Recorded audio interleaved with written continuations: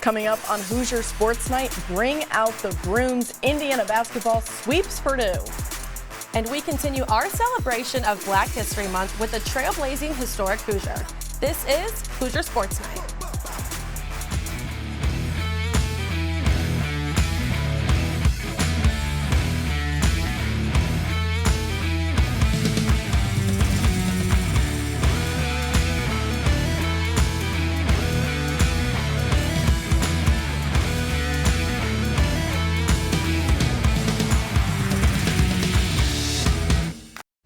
Hello and welcome to Hoosier Sports Night. I'm Audrey Hausberger. And I'm Brianna Ballog.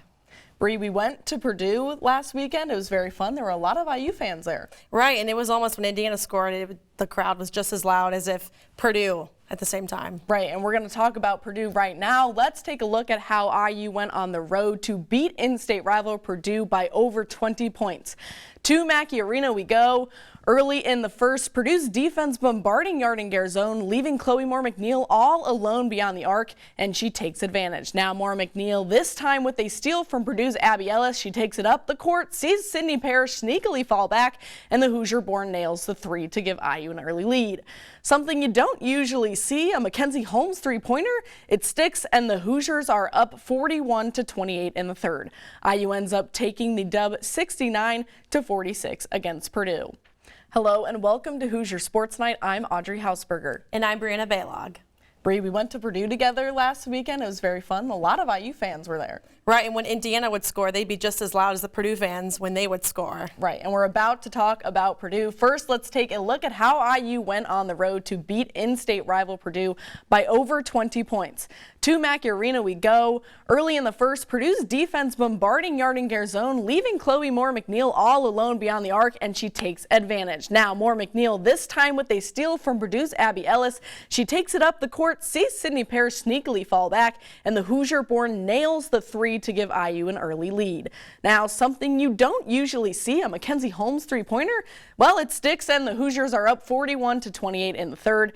IU ends up taking the dub 69-46 against Purdue. And that was Purdue. Tonight, they play Iowa. Right, I can't wait to see that Caitlin Clark matchup and see her in person for the first time. Not only did the women handle the Boilermakers, but Mike Woodson's squad got the job done as well. Led by Trace Jackson Davis, the Hoosiers knocked off the #1 team in the country. Indiana went to halftime with a commanding 15-point lead. However, Purdue found their groove behind Zach Edey to cut the game to one possession. With a rambunctious crowd behind them, the Hoosiers were able to hang on for the win, improving their ranking to 18 in the AP poll. While celebrations were going on throughout the town of Bloomington, Coach Woodson had already moved on to their next opponent. Our next game is against Rutgers, a team that we've struggled against. That's kind of had their way, and we got to start prepping and preparing for them now. I mean, this game is behind us. The Scarlet Knights were in Bloomington on Tuesday to take on the Hoosiers. We send it to Hank Joseph with more from Assembly Hall. The 18th ranked Indiana men's basketball team defeated the 24th ranked Rutgers Scarlet Knights 66-60 to move up to a tie for second place in the Big Ten standings. I mean, tonight was another team effort. Thought everybody that played helped gut this game out. That team plays hard, man, and they were being tough, but I thought we were being tough right back, and they're a great team. Defensively, they get after it. They muddy it up, but we got the best of them tonight, and but props to them because they made it a game the whole time. So. After losing to Rutgers in early December, IU knew this game was going to be tough throughout. They kind of have had our number over the years, and you start looking over your shoulder a little bit when I think they cut the lead to 3 or even one, I think. And it's very important. I think that was the last team in the Big Ten that I hadn't beaten. They had to win this one gritty despite 14 turnovers and giving up 11 offensive rebounds. Indiana was able to beat Rutgers for the first time in Trace Jackson Davis's career, not to mention quite a milestone for TJD, becoming the first player in Indiana basketball to record 2,000 points and 1,000 rebounds. Do I know about the numbers? Yeah, I do. I don't really pay that much attention to it right now. We got a lot of season left and a lot more to be focused on than me just individually. Coach Woodson had more to say about the feat. All I can say is unbelievable. I mean, this young man has done a lot since he's been here wearing this uniform. I couldn't be more prouder of a player. I mean, he's a phenomenal player. It's beautiful to watch, man. He does a lot of wonderful things on the floor, man. And to be able to score 2,000 points and 1,000 rebounds, man, that says a lot. But as Jackson Davis said, the rest of the season is what's important right now. And for the Hoosiers, who have won 7 of their last 8, they can't look back now. Hank Joseph, IUS TV Sports. The team will head to Ann Arbor on Saturday to take on Michigan. Follow along with Hank, Evan Kamiko, and Josh Bodie for game day coverage. We're now going to send it over to IUS TV Sports reporter Nick Rodecap for more on a historic Hoosier. Nick? Thanks, Audrey. This week's Historic Hoosier is Indiana Athletics Hall of Famer Denise Jackson Salters. A native of the 305, she played basketball from 1981 to 84 and was District All-American and First Team All-Big Ten in 83 and 84. She was also a 2-time Wade Trophy finalist and IU Female Athlete of the Year in 1983. Salters led Indiana in scoring for 2 years and in rebounding all 4 years of her career, tallying a then all-time record 1,917 points, as well as an astounding 1,263 rebounds. Her rebound total still stands atop the all-time list here in Bloomington, and it held the top spot in the conference for more than 25 years. If that wasn't enough, she's still the co-owner of the program's single-game rebound record with 22. She said to the Big Ten Network some years ago, "The basket is my home territory, and I controlled my home territory." Jackson Salters' prowess as a scorer and a rebounder earned her a place among the greatest athletes to don the cream and crimson, and it makes her a historic Hoosier. Audrey, back to you. Thanks, Nick. Great stuff. The women's water polo team traveled back to the West Coast to sunny San Diego for the Tryon Invite tournament this past weekend.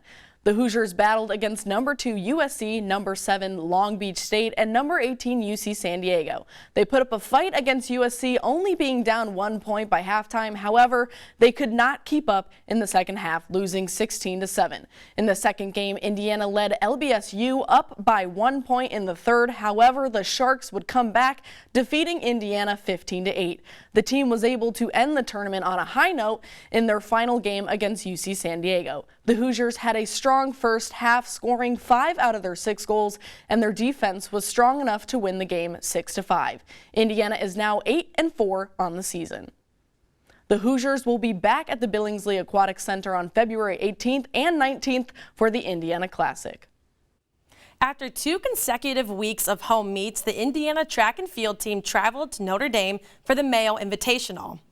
It was a competitive weekend as the Hoosiers came away with only 3 first-place finishes in the women's shot put and the men's and women's 800-meter run. The throwers had the biggest success of the weekend as Noah Koch and Jaden Ulrich found themselves top 10 in the conference for the shot put. Sprinter Antonio Laidler continued his prolific season as he ran a personal best in the 60-meter dash, which places him 5th in the conference as well as 3rd in program history. It'll be an interesting weekend for the Hoosiers as some of the team will travel to Chicago for the Windy City Invitational starting tomorrow, while a select few runners will stay home for the Hoosier Hills tomorrow evening. The Indiana men's golf team opened their season at the Big Ten Match Play Championship in Hammock Beach, Florida. They were unable to defend their win from a year ago, losing to Michigan State in the semifinals 3-2. After receiving a first-round bye as the number 1 seed, they tied Minnesota in the second round and won a tie break on shots gained. Senior Noah Gillard had the best showing, winning both his matches by a combined 9 holes. Harry Reynolds also won both of his matches by a combined 4 holes.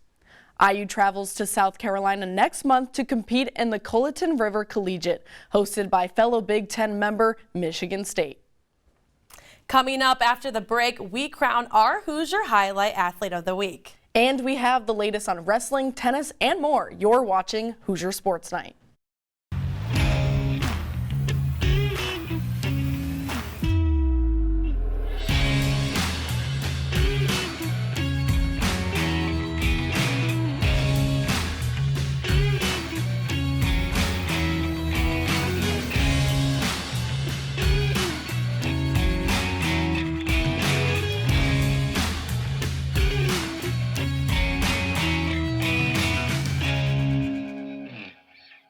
Welcome back to Hoosier Sports Night. Now joining us in the studio for this week's Hoosier Highlight is our very own Spencer Hoffman. Spencer.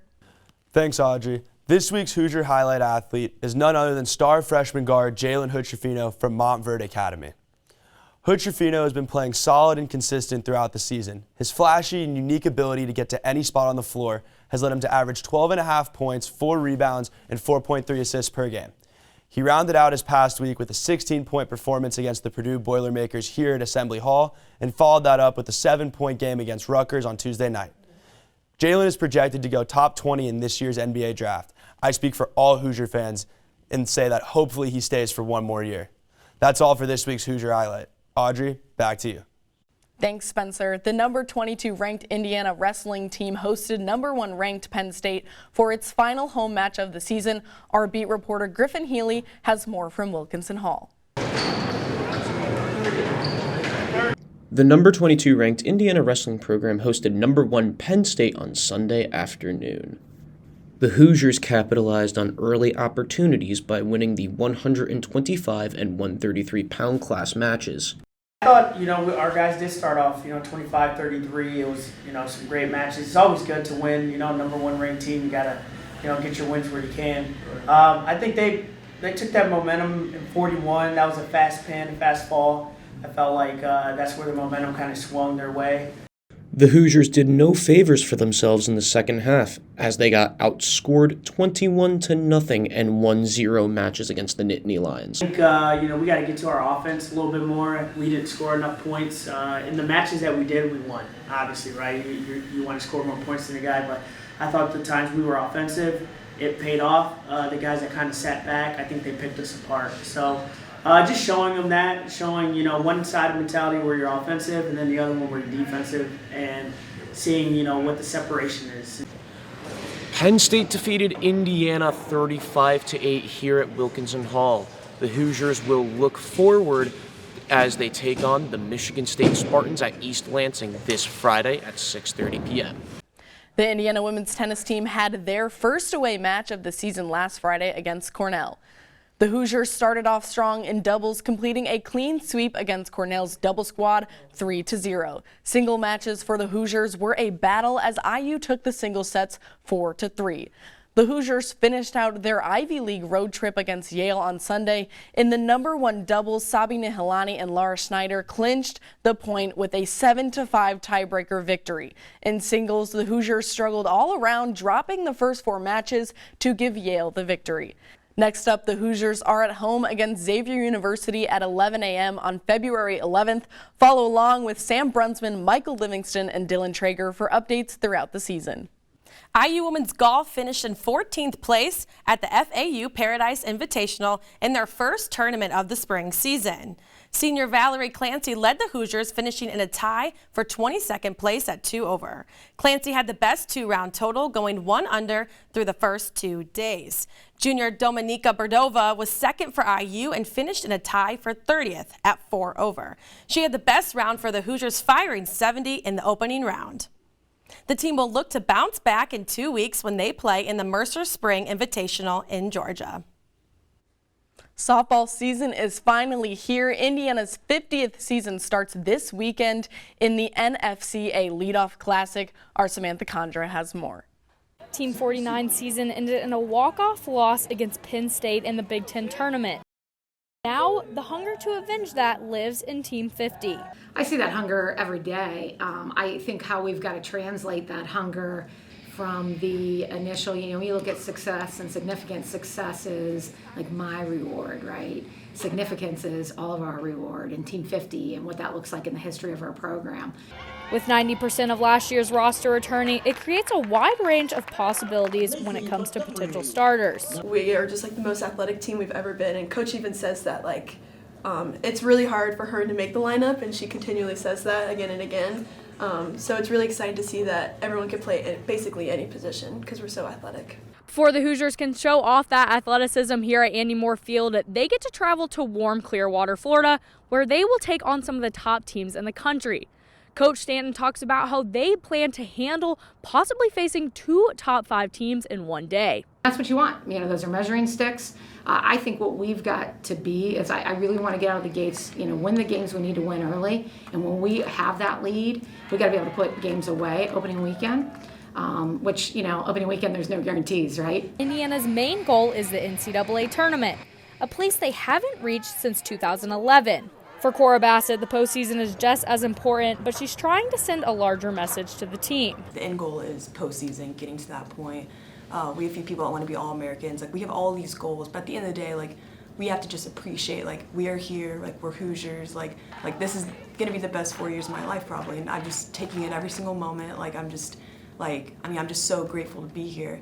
Indiana softball will start their quest to the postseason on February 10th, facing Pittsburgh first in the NFCA Leadoff Classic in Clearwater. From Bloomington, Samantha Condra, IUS-TV Sports. Indiana baseball released its full schedule, which has a slate of tough out-of-conference opponents for the Hoosiers. Their non-conference schedule consists of 2 out of the 8 teams in last season's College World Series in Auburn and Texas, not to mention East Carolina and Louisville, who are both ranked in the preseason top 25. Sophomore outfielder Carter Matheson, who led the Hoosiers in home runs last season, spoke on the challenges of this rigorous out-of-conference schedule. Yeah, it's awesome. It's we want to get out there and play the best teams we can. So opening up 3 very competitive weekends is gonna really set us up better for the future. Just giving us the most difficult teams we can face will just make us better. Matheson and the Hoosiers will head down to Auburn to face the Tigers on February 17th for their season opener. Now joining us with this week's Candy Stripe calendar report is Gabe Pontones. What's going on in this weekend in Hoosier sports, Gabe? Thanks, Audrey and Brianna. This weekend is jam-packed, so let's get right into it. The Indiana track team starts off the weekend traveling to Chicago to compete in the Windy City Invite. The softball team kicks off their season with a pair of doubleheaders on Friday and Saturday and a 5th game on Sunday. IU Wrestling looks to keep its road win streak alive against number 24 Michigan State. Less than 70 miles away, they also face number 12 Michigan on Sunday. This Saturday, Mike Woodson and the Hoosiers look to keep their February undefeated. They face Michigan on the road in Ann Arbor. Tip-off is at 6 p.m. on ESPN. The women's tennis team looks to bounce back from a tough loss to Yale. They'll be looking for their 5th win of the season at home Saturday against Xavier. And closing out the weekend, the men's tennis team looks to keep their hot start going, facing off against Southern Indiana. That's it for Candy Stripe Calendar. Back to you at the desk. Thanks, Gabe. And that's our show for the week. Thank you so much for tuning in. Be sure to follow us on Instagram and Twitter at IUS-TV Sports to keep up with all the latest in IU athletics. For our production crew behind us, I'm Brianna Ballog. And I'm Audrey Hausberger. We'll see you next week.